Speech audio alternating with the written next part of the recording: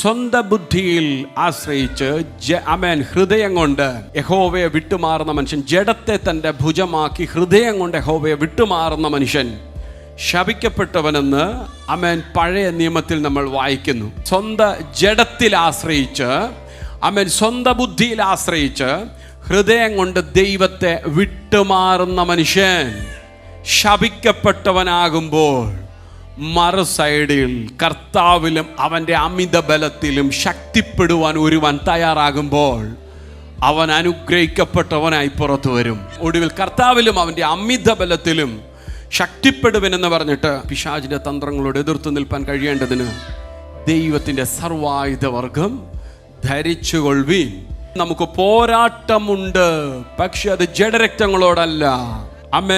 ഓരോ ദൈവ പൈതലിനെ പറ്റിയും പറയുകയാണെങ്കിൽ നമ്മെ വിളിച്ചത് കമൻട്രി പറയാനല്ല, നമുക്കെല്ലാവർക്കും ഒരു പോരാട്ടമുണ്ട് എന്ന് വെച്ചാൽ നാം എല്ലാവരും യുദ്ധഭൂമിയിലാണ് നിൽക്കുന്നത്.